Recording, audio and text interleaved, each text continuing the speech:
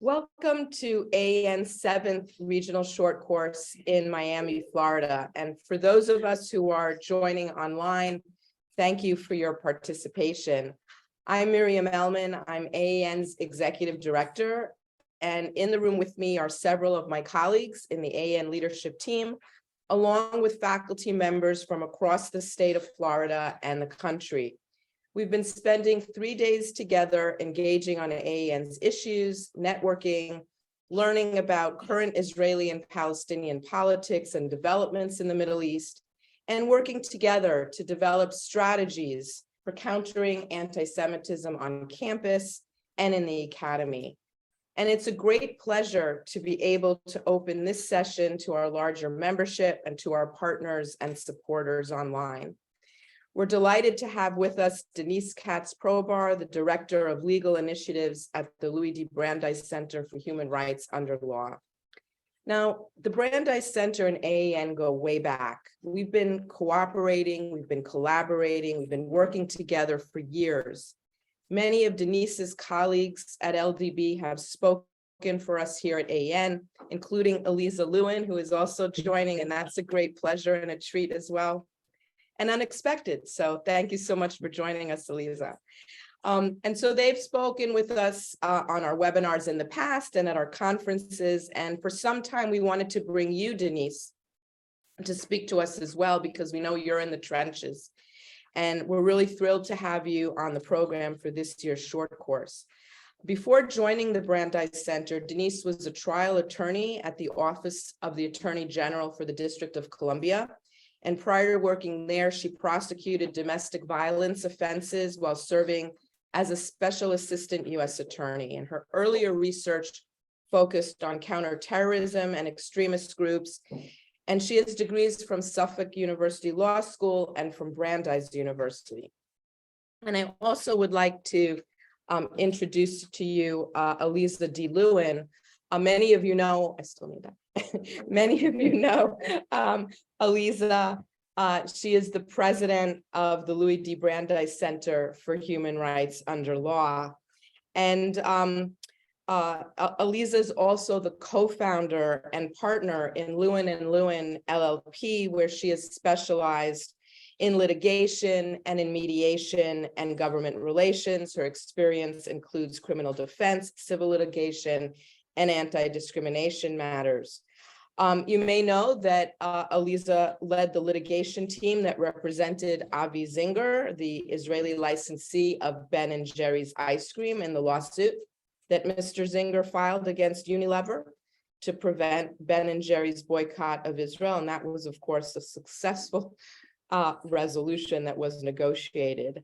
And then you may not know, but I know because I do work on Jerusalem, so I know this case very well. In 2014, Alyza argued Zivotofsky v. Kerry, the Jerusalem passport case before the US Supreme Court, a case involving the constitutionality of a law granting American citizens born in Jerusalem the right to list Israel as the place of birth on their US passports. And after 18 years, Ms. Lewin brought this pro bono case to a successful resolution in October 2020, when Secretary of State Pompeo then revised the US passport regulations, and Ambassador David Friedman presented her client the very first US passport to list Israel as place of birth for a US citizen born in Jerusalem. Really, congratulations on that successful win. And then together with her father, Nathan Lewin, she successfully represented the Boehm family, really a landmark civil tort litigation establishing the right of American victims of terror to obtain damages under US law against organizations that knowingly provide financial support to international terror groups. There's much more on the bio that Alyza sent to me. She's just an incredibly distinguished law professional, and there's much more on her bio and her law career in Israel and clerking at the Supreme Court. And she was listed by the Allgemeiner in 2022 as among the top 100 people positively influencing Jewish life. So thank you so much, Alyza, and thank you, Denise. Denise will speak for about 30 minutes or so, a very timely topic, Jewish identity and Title VI, and how the law can be used to confront anti-Semitism on campus. And then we'll open it up to comments and questions from the floor. And of course, those on Zoom, as in our previous sessions, are welcome to stay on for the Q&A, but you'll be on a view only and listen only mode. So with that, Denise, the floor is yours. Thank you so much, Denise and Alyza, for joining us. Thank you so much, Miriam, for that introduction. And I want to thank you and AEN for inviting us to participate and for including the Brandeis Center in this really important program.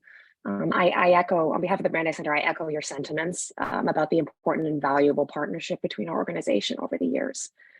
So the Brandeis Center, we, in a nutshell, we develop law-based initiatives to combat anti-Semitism in higher education. And one of the most important legal tools that we have is Title VI of the Civil Rights Act of 1964. And so I've been asked to give you an overview of Title VI. And I'm going to discuss in that context the university's legal obligations to protect Jewish students from discrimination. So I want to say up front, I think as faculty, you're a very important audience for this presentation.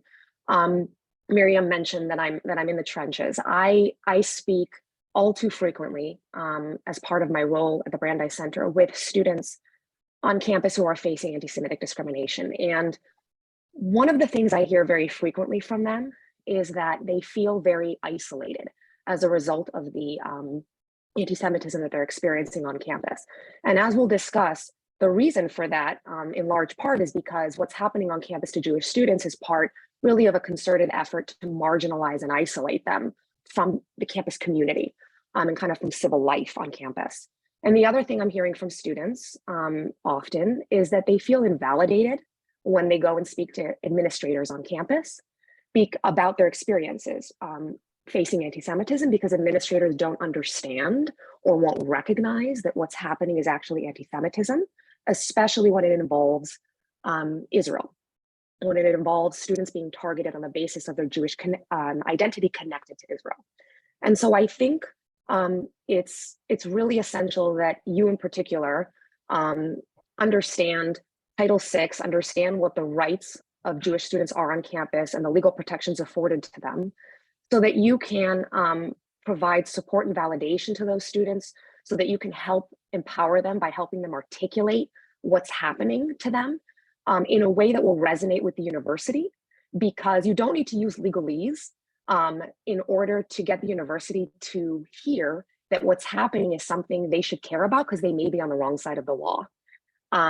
There are certain buzzwords, there is certain language that the university will recognize as sort of implicating their legal obligations, and they're more likely to intervene and act to make things better. And so understanding Title VI and being able to articulate things in a way the university that will resonate with the university is crucial. So I'm going to give, as I said, an overview of Title VI, and then after that, I'm going to briefly discuss First Amendment issues and responses to anti-Semitic speech on campus. And I think this is really an important aspect of this discussion, because it's important to understand the difference between anti-Semitic speech on the one hand and discriminatory conduct that's motivated by anti-Semitism on the other. I think there are two main reasons for that. The first is that the interventions that you're going to ask the university for are going to be different depending on whether it's speech or discriminatory behavior. As a general rule, we say that you condemn speech and you can ask for discipline or sanction of behavior. And we'll delve more into that when I get into that aspect of the presentation. The second reason I think it's really important to be able to distinguish between anti-Semitic speech and conduct is because, as I mentioned previously, so often administrators seem to conflate the two and misunderstand the difference when anti-Zionism is involved or when Jewish students are being targeted based on their identification with Israel. Oftentimes, administrators will think that what they have before them is a political debate and that the student is merely offended by a contrary viewpoint. But what's actually happening is that students, again, are actually being targeted specifically for harassment or other forms of discrimination on the basis of aspects of their Jewish identity that are connected to Israel. And so it's important to understand that distinction so that we can help educate administrators about what's happening. So I will delve in now to Title VI. So Title VI of the Civil Rights Act of 1964, it prohibits discrimination on the basis of race, color, and national origin in educational institutions and programs that receive federal funding. So this will cover all public schools K through 12, all public universities, and actually most private universities, as long as they get federal funds. You'll notice that in the categories I mentioned, race, color, national origin, religion is not mentioned. So Title VI doesn't cover religious discrimination, but guidance has been issued by the Office for Civil Rights of the Department of Education. That's the agency that's tasked with enforcing Title VI. Guidance has been issued by that agency, as well as the Department of Justice, which has extended the protections of Title VI to cover discrimination against Jews on the basis of their actual or perceived shared ancestry or ethnic characteristics. That is how national origin discrimination has been interpreted. I would be remiss if I didn't mention that the first advancement of this interpretation, this explanation, was it was advanced by Ken Marcus, the founder of the Brandeis Center, who in 2004 was the acting head of the Office for Civil Rights of OCR. And he explained in a Dear Colleague letter in policy guidance that was issued in 2004 that essentially groups like Jews, but also Sikhs and Arab Muslims, who are both part of a religious community, but also part of a group with a shared ancestry and ethnic characteristics, they don't lose protections under Title VI just because they happen to be part of a religious group as well as an ethnic group. OCR essentially isn't divested of jurisdiction to investigate discrimination for groups like Jews, Sikhs, and Arab Muslims who are both religious, part of a religious group and an ethnic group. And that guidance has been reaffirmed and extended through subsequent administrations of both political parties in 2010. And you'll see in your reading packet, I gave you a Dear Colleague letter written by the then head of OCR, Ruslan Ali. That is, we'll talk about it more coming up, but that is an example of extension or reaffirmation of this guidance that extends Title VI protections to Jews and other similar groups.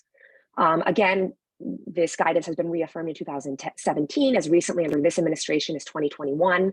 And so it's well understood and well settled that Jews and other ethnic groups are covered under the national origin provision of Title VI. So I want to say here a word about the executive order on combating anti-Semitism and the International Holocaust Remembrance Alliance working definition of anti-Semitism, IHRA. So in 2019, President Trump issued the executive order on combating anti-Semitism.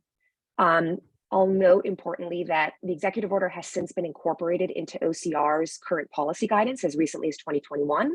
And just last week, the head of OCR, Catherine Lemon, affirmed OCR's commitment to complying with the EL.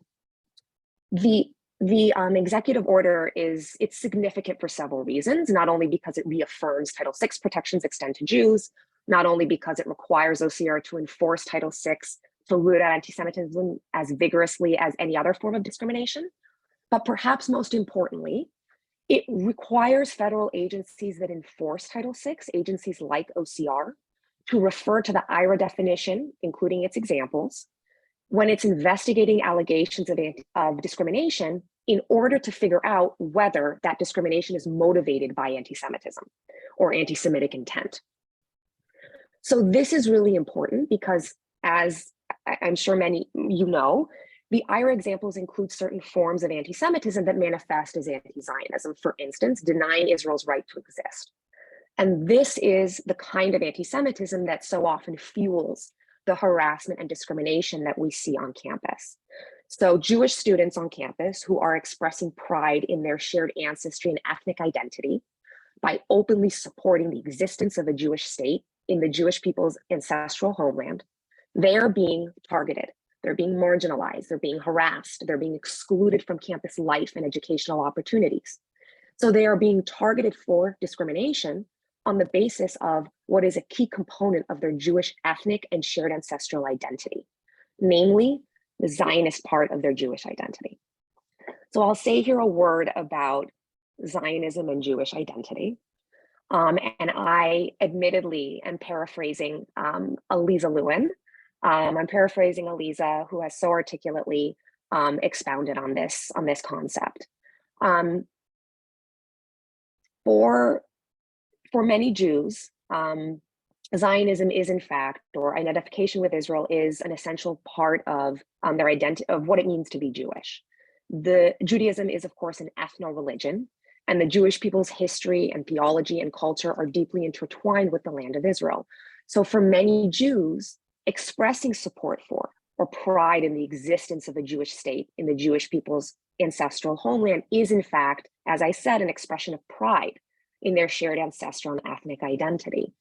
And so, again, as Alyza has so eloquently articulated, while not all Jews are Zionists, just as not all Jews keep the Sabbath or observe kashrut, for those who do, if you ask them why they do it, they say it's a really important part of what it means for me to be Jewish. And so harassing or marginalizing or in any way discriminating against a Jewish person for their observance or religious practice is just as discriminatory and unlawful as doing so against a Jewish student, treating a Jewish student in that way on the basis of the Zionist part of their Jewish identity. So again, when Jewish students on campus are marginalized or excluded from campus life because they demonstrate pride in this aspect of their Jewish ethnic identity connected to Israel, this is discrimination on the basis of their actual or perceived shared ancestry or ethnic characteristics in violation of Title VI. So what does, to sort of delve into in more detail, what does this kind of discrimination actually look like on campus? As part of your reading, I included the complaint that the Brandeis Center filed against the State University of New York and New Paltz. We filed this complaint with the Office for Civil Rights.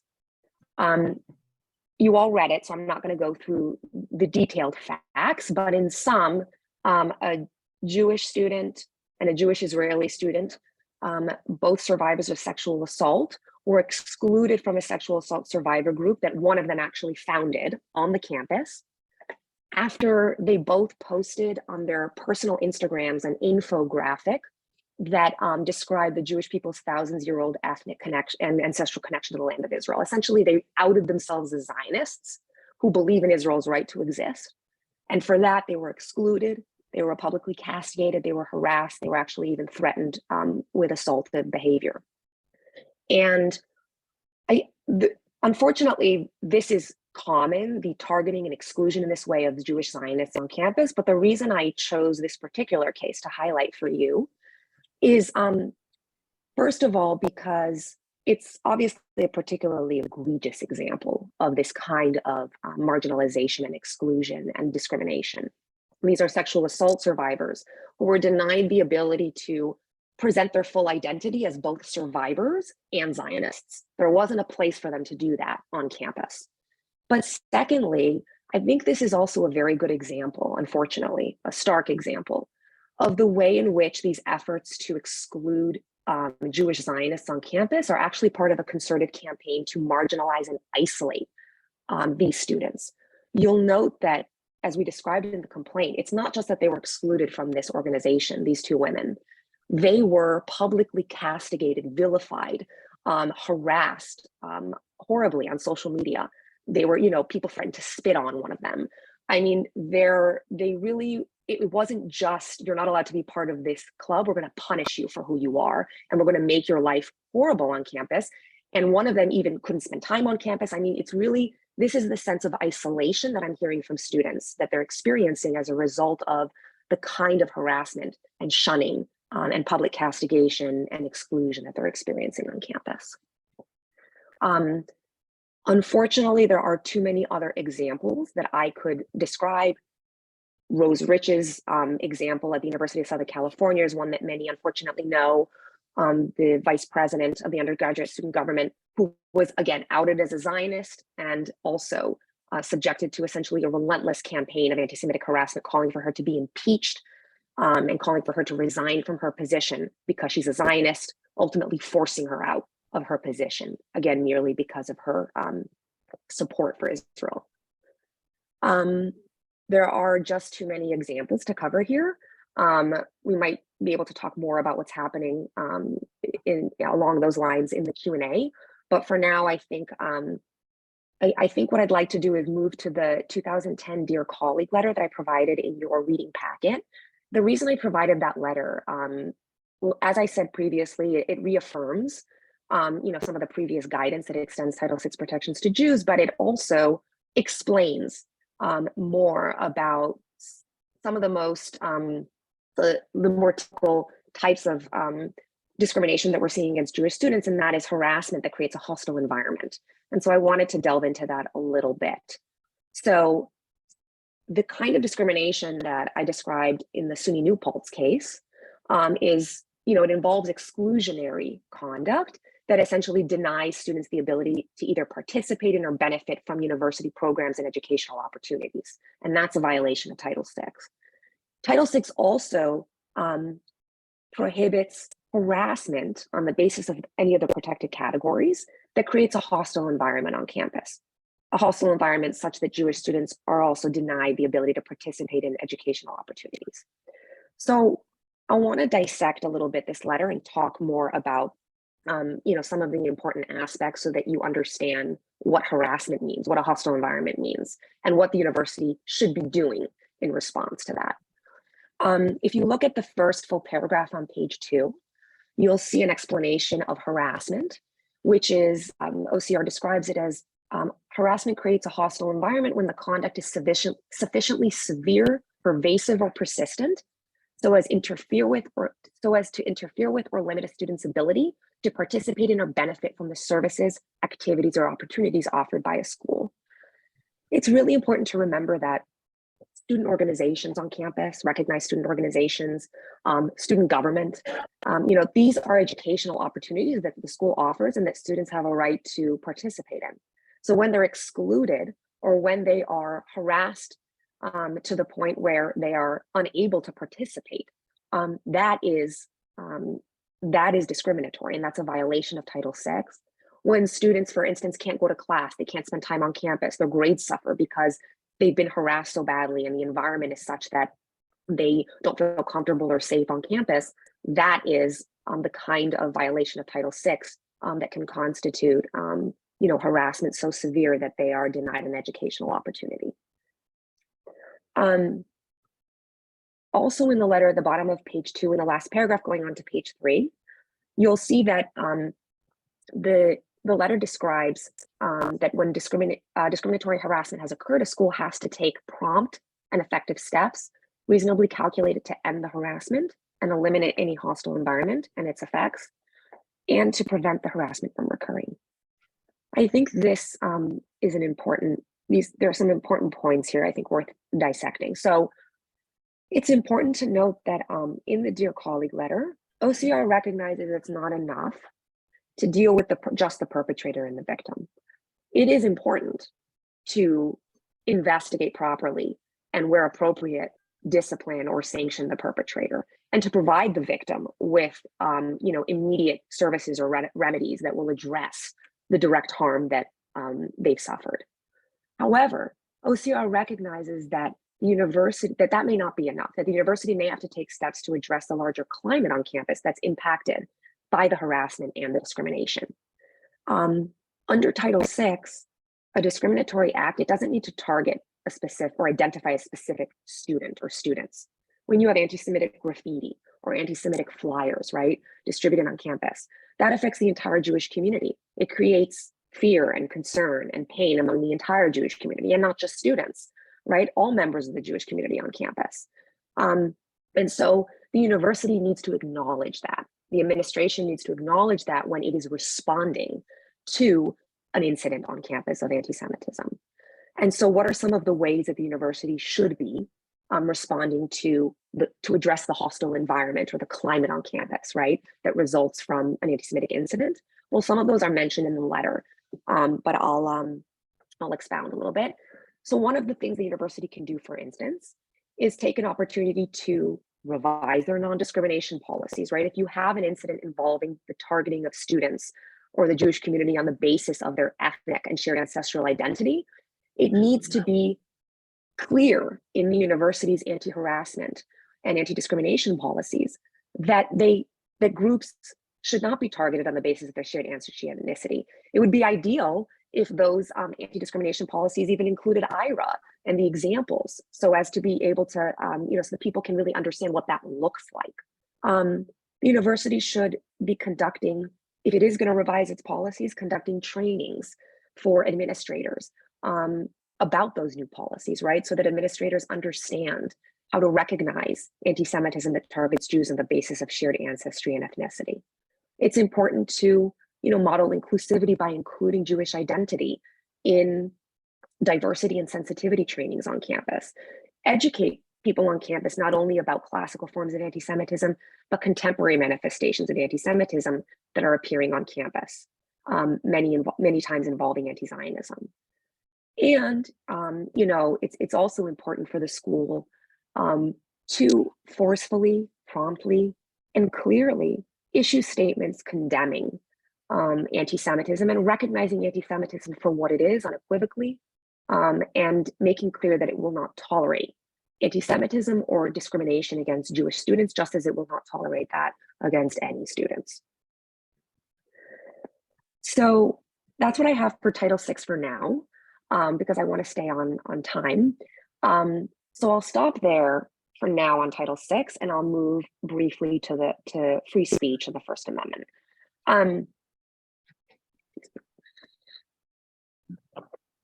So, as I mentioned in my introduction, when you have an anti-Semitic incident on campus that involves speech or expression, which is protected under the First Amendment, the university cannot shut down or censor or silence the speech, right, or the expression.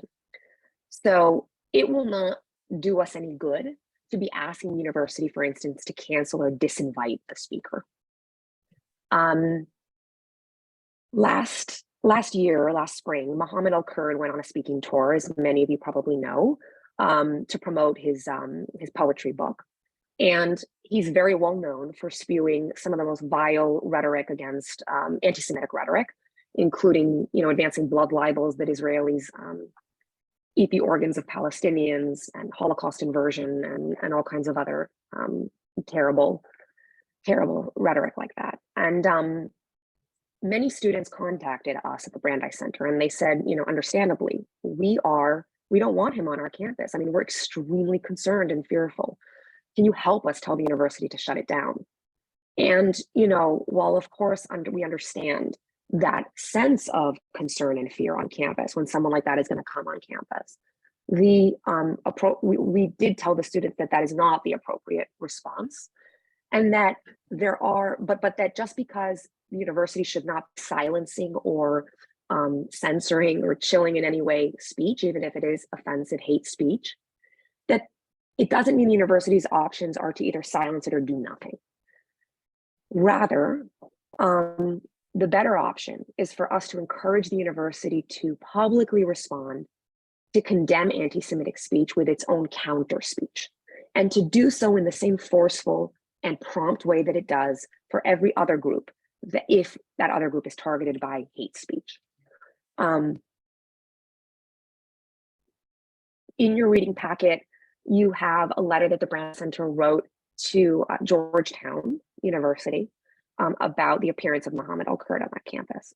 And in that letter, we outlined an approach that we've since distilled into this, into what we have, this phrase that we call listen, learn, lead. It's the approach that we advocate universities take in the face of anti-Semitic speech or hate speech.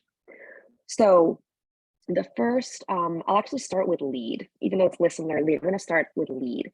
And the reason I start with that is because unfortunately, you would think this might be the easiest part for the university to do. And unfortunately, we find that many times universities have a blind spot when it comes to anti-Semitic rhetoric.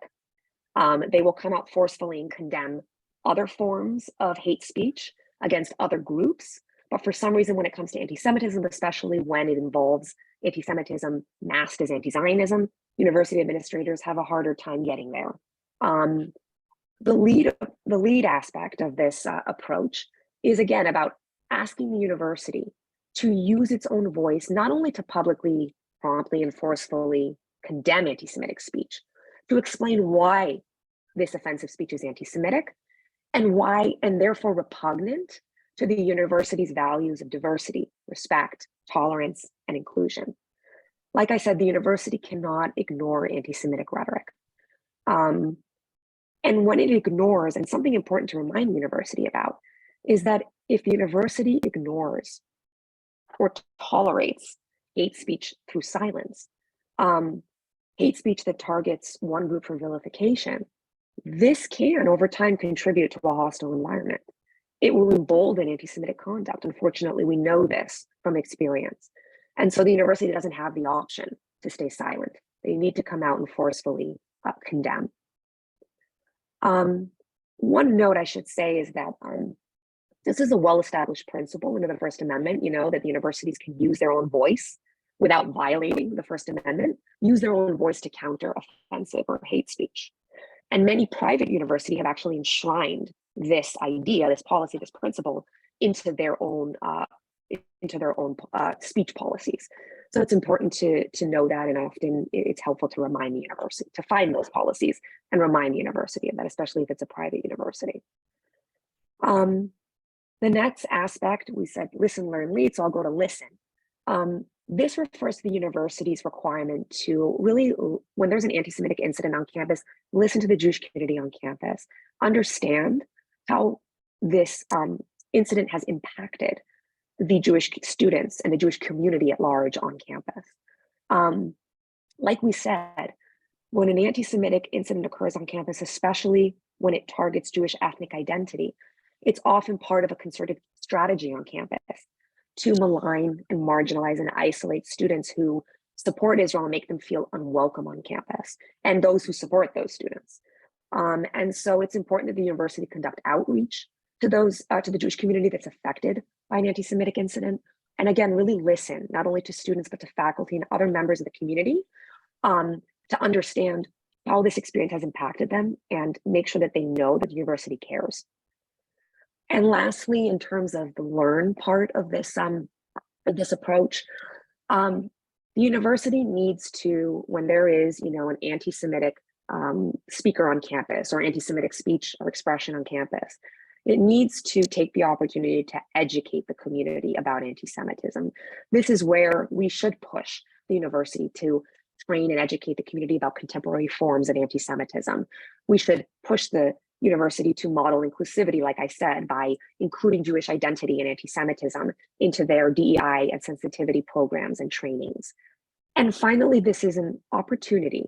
When things like this happen on campus, it really is an opportunity for educational institutions to take an introspective look at, why it is that an educational community or environment has inculcated a place where members of the community feel like it's really important to them to take the time and energy to be promoting baseless hatred. And I think it's important that the university, be reminded of, of that, especially when, when there's an issue of anti-Semitic speech on campus where Jewish students are feeling targeted and isolated. So I think with that, I'll end my remarks and turn things over for Q&A. Great, thank you so much.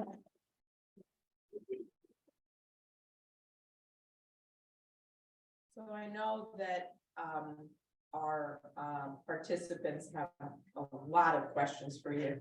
So get ready. Good. You go first. Gunter, and please introduce yourself. Yes, well, Kundi Kili from Indiana University. Thank you so much for this presentation. I don't have many questions, only one essential one. I would like to use your presentation to educate our administration or people in the administration to explain that, because it was the clearest presentation I've ever heard. Can we make this available? Do you have that on YouTube maybe, or can we invite you, or how can we bring this to our campus?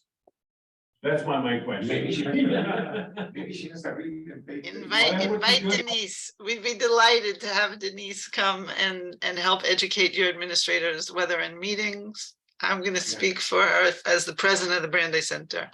I came here really to just, because Denise has been grappling with the flu the last couple of days. So I was just invited, but she is phenomenal, and I knew she'd be phenomenal, and she would be phenomenal coming to any of your campuses. So. Thank you. Yeah, go ahead, Sam.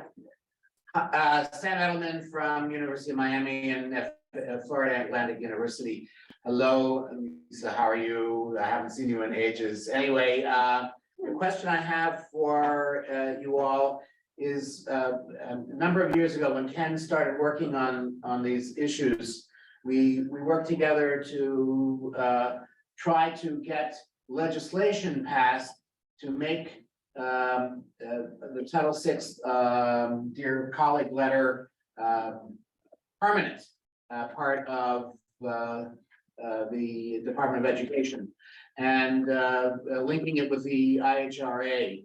What's happened with that? Is there any big movement there to make this a permanent thing and not rely on the good wishes of one OCR director to another OCR director? So I will say that if you're talking about the executive order, codifying the executive order, there has been, OCR has indicated that they are going to start the process to codify the executive order and IRA. That has been delayed now several times, and we just heard that it's going to be delayed another 12 months until next December. And that is, that's disappointing news. It's certainly disappointing because this is a time when that's not the message Jewish students need to be hearing. This is a time, when the Jewish community on campus needs to be hearing that that the federal government is taking very seriously and doing everything it can to address anti-Semitism on campus. But I will say that, for instance, let me say this: the executive order is the law of the land, and so certainly it like I said, it's very important for it to be codified. But like I said, as recently as last week, the head of OCR has reaffirmed, OCR's commitment to enforcing the executive order, which I explained does require federal agencies like OCR to use the IRA definition and its example.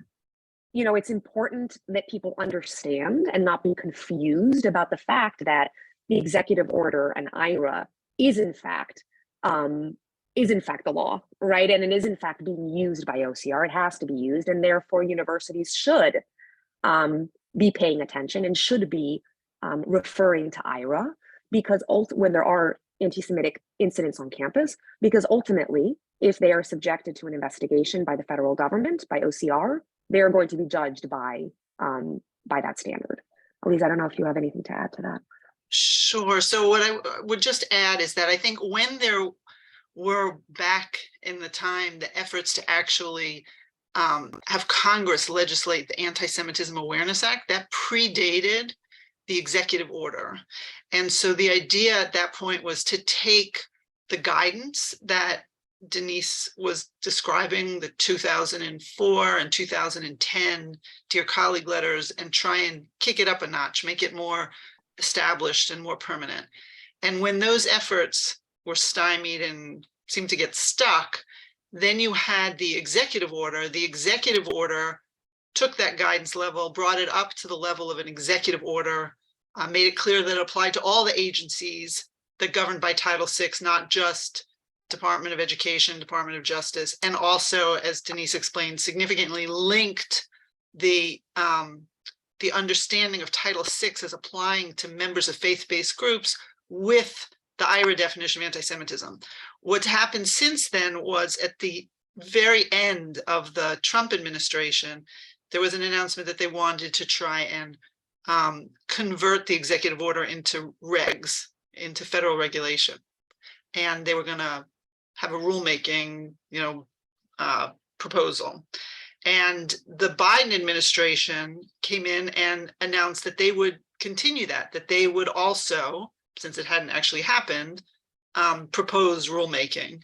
And that was supposed to happen, as Denise said now, by the end of December of 2022. What happened instead is right now at the beginning of January, they announced that they were pushing off that rulemaking for a year. They issued a fact sheet. This is the Office for Civil Rights on discrimination based on shared ancestry and ethnicity. But most important is that in the email that Catherine Lamont, when she sent out the public announcement about the fact sheet, she talked about resources that are available on this topic, and then said, and it's a quote, additional resources, including a questions and answers guide released in January 2021 that affirms OCR's commitment to complying with Executive Order 13899, that's the order on combating anti-Semitism, are available, and she points to their current. So what she did is she, again, reaffirmed OCR's commitment to complying with the executive order. So the executive order is the current, as Denise said, law of the land. That's what OCR uses. So they're using essentially Title VI plus IRA when they do these investigations. And we're just waiting for it now, within the year, we hope by next year, to actually be converted into a formal reg. Joseph? I'm Joseph Kanitsky from the University of Miami as well. I have two questions. The first has to do with situations, confrontations in between individuals from two minorities, let's say Jewish students who are subject of anti-Semitic remarks, which in turn go against minorities like Black students, and then you have a fight, and how do you protect both groups in that situation? So it's not very clear to me how an administration needs to manage all those processes that are deep-rooted. The second question involves more the administration of the schools, and it happens to us frequently that we schedule programs during the weekends because, let's say, executive education takes place typically on weekends. It's a very convenient time, but sometimes they are Jewish, and sometimes there are other minorities who said very clearly, no, I cannot attend. Can you accommodate us for that? But that creates a substantial disruption. And ultimately, what it does is that it does not allow us to offer the universal opportunities that theoretically we're supposed to offer. So how is it that Title VI handles those issues?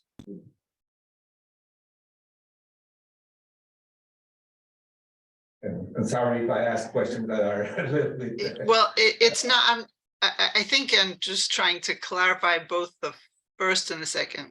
The first question you were saying is a situation where you feel different identity groups. Flesh that out. If you could flesh that out a little bit more. I mean, a university wants to be a place where all members of all groups feel welcome, safe, and included. And there's no reason, I think, why they shouldn't be able to do that. So it's not, I don't totally understand, and maybe Denise also the question. Unfortunately, and I have witnessed that when students from Jewish students have been subject to discrimination by Black students, and in turn the Jewish students have discriminated the Black, and it has ended up being in a major confrontation.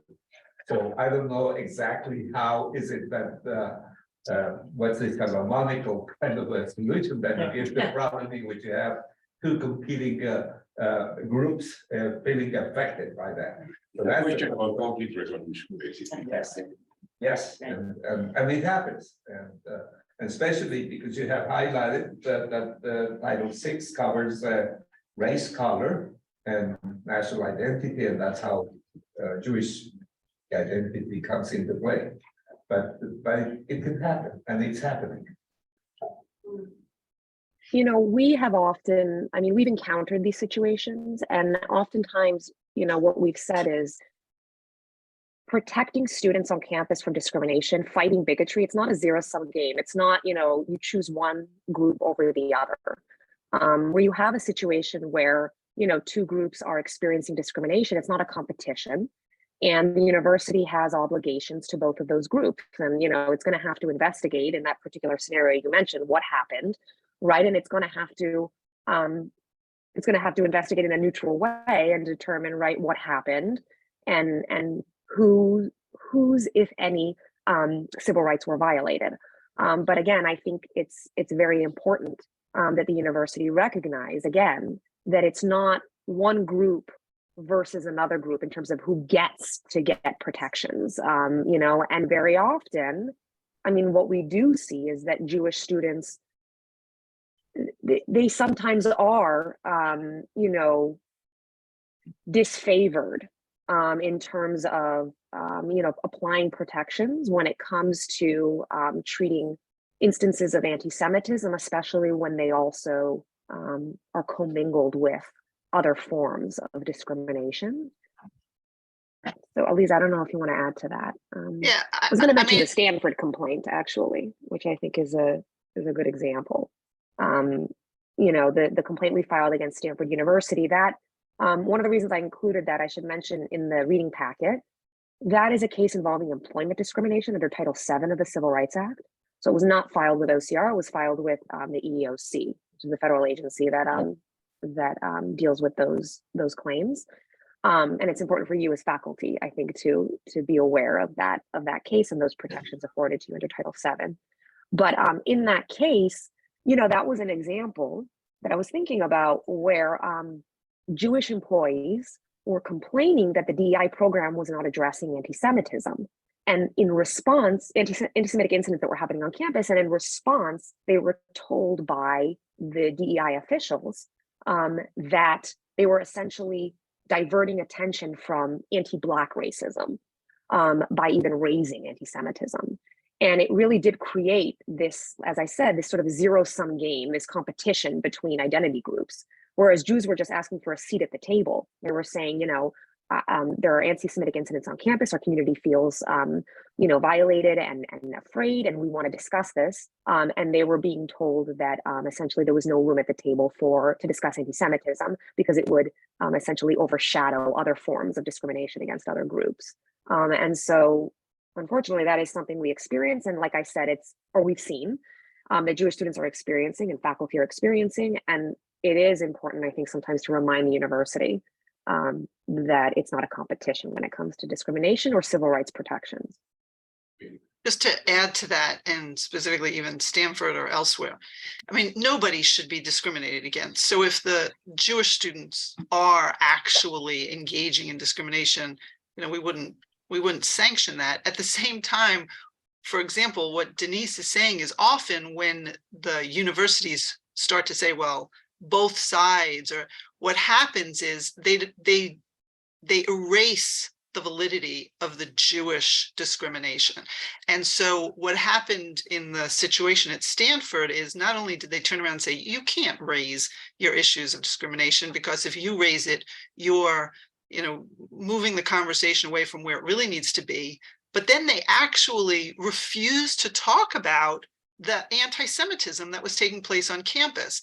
And so they not only, and what they do in the process is they engage in this anti-Semitic stereotype of Jews as powerful. I mean, I have had students now on multiple occasions recently who have come to me to say that they have dealt with administrators who have suggested to them that the mere fact that they're Jewish, right, means that there is a power imbalance in the conversations and the discussions that they're having with any other minority group. That's astonishing to me. That's astonishing to me. right? That's a problem. That's then suggesting that a Jew can never articulate the anti-Semitic discrimination that's happening to him or her or them, right?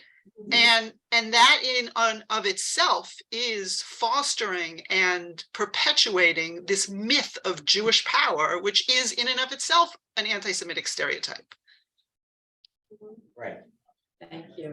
But the second question has not been answered. Oh, That's the one that has to do It's with religious accommodations. how to accommodate the programs. And it has happened to me both with Jewish and students from other denominations who happen to respect Shabbat. And we had to go a very long way to discuss that and even offer special entire courses for those students, but I don't know if it was that the philosophy, if this is the right way, etc. I don't know. You know, each particular activity, I guess, has to be taken on its own. And the question is, you know, I wouldn't suggest always holding events on a Saturday, maybe not always holding events, right? Trying to figure out if there's a way to balance. You know, I recognize scheduling is sometimes an issue. And so it has to be done, I think, just with sensitivity and awareness. There's not always a very clear answer, but each case, I think, has to be discussed and evaluated on its own, you know, in terms of what are all the competing factors, right? We've ended up with situations where you'll have questions about graduation on the Sabbath or Shavuot, the Jewish holidays, or things like this. You know, sometimes you can't ask, in terms of a Jewish student, and I've said this to them, the world to, you know, stand on its head to accommodate religious observance. On the other hand, if it's been shown that accommodations can be made and have been made in the past, and it's not so difficult to make them, then there's no reason not to make them. And if you don't make those efforts, what happens? Is the university subject to lawsuits, or I mean, to understand what are the consequences? I think it all depends on the particular facts of the individual case. You know. David? Yes, I have a question about proper and improper. David Kaplan from Southern Methodist University. Good morning. I have a question about proper and improper exclusions. So I understand harassment is an issue, but for example, I can imagine certain campus organizations would exclude Zionists from them. Those certain campus organizations that are specifically have a specific politics, just as specific Zionist organizations would exclude students who are anti-Zionist from participating. So I'm wondering where the line would be drawn legally, according to your expertise, between improper or unlawful or exclusions that should not be made and exclusions that could be made. I don't know, Denise, if you want to answer, or you want me to take a stab? I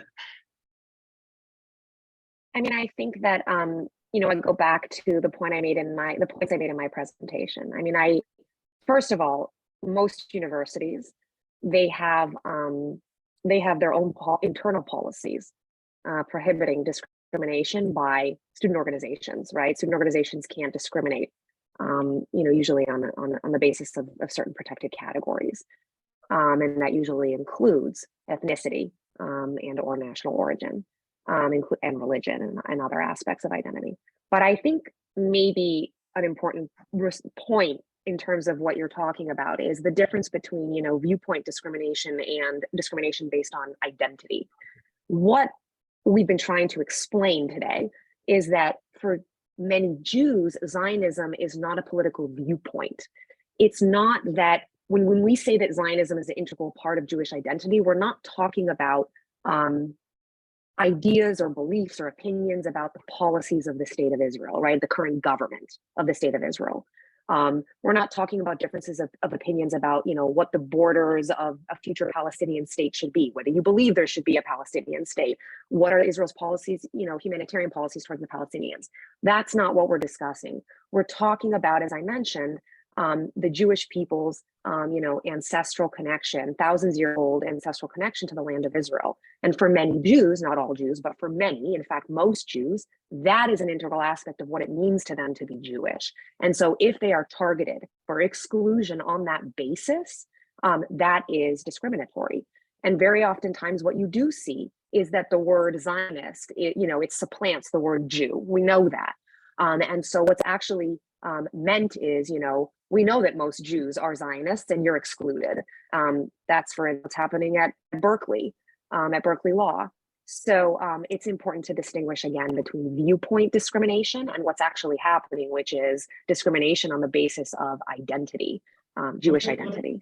Can I ask you a clarification question then? Say there's a student, they're the head of the Zionist organization on campus.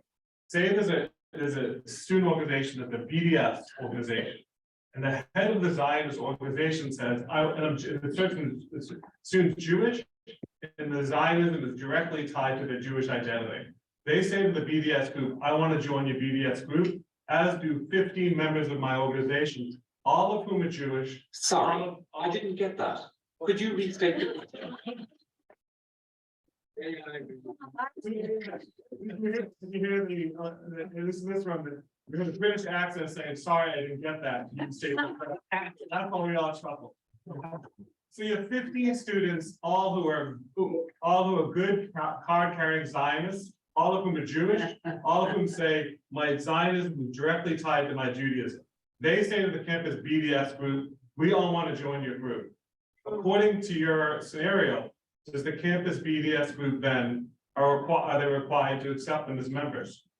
Yes, as members, yes, if they want to join. Now, it's one thing for them to say, we don't want to actually have a program that's talking about Zionism. I would say, okay, then that's kind of a shame in terms of what our universities are supposed to promote, dialogue and discussion and learning. But okay, if you don't want to actually, as the BDS group, run a program on Zionism, I can't force you to run a program on Zionism, but you can't turn around and exclude Zionists from your club. That's like turning around and saying, you're a Sabbath observer, you're not welcome to join my club. And by the same token, when you reverse it and you go the other way around, right, it could be that the Jewish Zionist group is going to say, we're not going to have programs that are fostering anti-Semitism and denying Israel's right to exist as a Jewish state. But we're not going to say to the anti-Zionist, you can't be in our club. If they want to be in the club, they can be in the club, but we don't expect us to have a program that's promoting and fostering anti-Semitism. We won't. You're differentiating between the all-comers policy for students joining groups versus programmatic aspects that focus on the group's mission. What happens if these students are all, none of them are Jewish? They're all Zionist, card-carrying Zionists, and they say to the anti-Zionist group, we want to join, to the BDS group, we want to join, but none of them are Jewish. They also, look, I think for Christian Zionists, I think that their Zionism is actually an integral part of their religious identity, whatever it is, right? If you are excluding that person on the basis of this component of their identity, I mean, that's exactly what Miriam just said. I don't think you can exclude an individual based on who they are, right? You don't have to run your program, but you can't keep somebody out on that basis.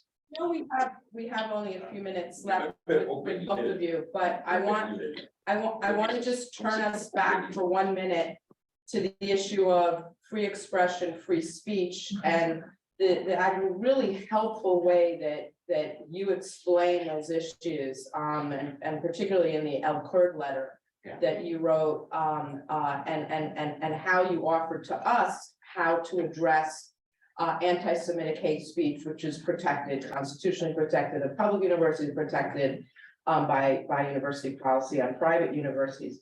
But my question is, when do enough speech incidents that are hateful and hurtful and clearly cross the line into anti-Semitism, when do enough of those rise to the level that you at Louis D. Brandeis Center say, now we have pervasive systemic harassment that we can now file a complaint with the OCR? Because that's happening with some of our faculty. They're coming to us and saying, it's constant. It's one semester after another of hateful speakers. The administration says nothing. It's all protected speech. It's not action, discriminatory action against Jewish Zionist students, but it's creating this hostile campus climate. And then we hear from university council that say back to the faculty, no, this is all just speech and we can do nothing. So I'm just wondering, how do you adjudicate those issues at Louis D. Brandeis Center? Miriam, can I follow with a comment to your question? Okay, for a minute, for a second. Yeah, it's such a 10 practical seconds. question for us at AM. Yes, and I want to relate on what happens with professors that actually have a view that is based on defamations, and they take advantage of their classroom in order to push that BDS agenda, which is in Columbia. You have a professor, I forgot his name. Many Masala. campuses, yes. Yeah, many campuses. That's also a good question. Thank you, Louis. Yeah. I actually think that what you need is, or what would be helpful in the cases, is to find the faculty or the students who have been actually impacted by that hostile environment, the ones who have most likely, right, felt compelled to hide their Jewish identity, whether it's that they can't fully engage in the programming because they can't express this part of who they are. We had in our Brooklyn College complaint that we filed, students who were being trained to be therapists. And part of the whole exercise in that class was to do role playing, where you were going to share kind of your feelings, your emotions about, here therapists are trying to encourage individuals to feel confident in their own identity. The Jewish students felt they couldn't engage in that role playing because they couldn't open up about what their feelings honestly were. They had to keep all that hidden because when they did initially, they got slammed. How dare you suggest your Jewish identity is more significant than your whiteness? You have to, understand your white privilege and see everything through that lens. But if a Jewish student tried to say, but wait a minute, I'm experiencing anti-Semitism, they couldn't even engage in that class. So that's when you take that hostile environment and say it's gotten so bad that it's impacting the Jewish individuals on campus because they cannot fully engage with their full identity. Denise, if you have anything to add. No, I agree fully with Alyza, and I think it really is kind of a case. I know this sounds very lawyerly, but it is a case by case, sort of analysis that you have to make. And I agree with Alyza. I think one of the things that's important to remember is that you need to be thinking about, right, the impact and documenting the impact, right? Like taking note of community are hiding their identity or changing their behavior in order to, hide who they are, right? Or because of the hostile environment. These are things that are not necessarily intuitive. Sometimes you're just doing them. People are doing them because this is sort of the reality of life on campus these days, unfortunately. But it's important to be attuned to that and to pay attention and to document that. And like Alyza said, when you have enough of those instances, then I think you're closer to a hostile environment that is actionable under Title VI. Really like that practical suggestion and guidance of letting our faculty members and them letting the students that they mentor know about thinking carefully and documenting, raising concerns about the way they are impacted by the speech. I think that's really, really interesting. Insofar as they then do things in their actions on campus, like avoid certain courses or avoid certain faculty, and then or hide aspects of their identity or don't feel comfortable, those things can be, actionable. So I really like that. Do you have time for one more question? Alyza and Denise. Yes, Ellen, please. Okay, go so I ahead. actually just separately, I want to know, and then take that complaint where? That's, so now I have students documenting and I've had them, what do you do with it? Huh. You come to the Come Brandeis to the Center. Brandeis Center. Exactly. You come to the Brandeis Center. Yes. You come to the Brandeis Center, and then we'll figure out where it goes. Yeah, we have sent faculty, and in fact, before I joined AN, I had an excellent, I think it was a 90-minute conversation with you, Alyza, about situations on my campus and how to deal with them. So you both are phenomenal, as well as Ken, as well as your whole team, in providing guidance, helping us. We work in partnership. One of the things that I've been telling our faculty is that although AN doesn't engage in litigation or legislation, to be honest, and also that we don't, we're not on these complaints. We're not joining the complaint, for example, at Illinois, right, or Vermont or Stanford. Sometimes we bring our faculty to you to help support the evidence base that you provide in the complaints. But I feel like we're there for the next step. When you get the settlement, which you have done, because you've had successes with the OCR, and there's the settlement. And you mentioned in your talk that it involves training and education and to administrators, to the school. I think that's where AN can really be helpful in providing that anti-Semitism education awareness through our faculty, through our courses, through our Improving the Campus Climate Initiative. I think that's where we really have a close partnership and a way to move forward together to make our campuses healthier for Jewish, Zionist, and all students. So really thank you for your steadfast commitment to our mission and our issues and all that you do day in and day out. Thank you so much for joining us today.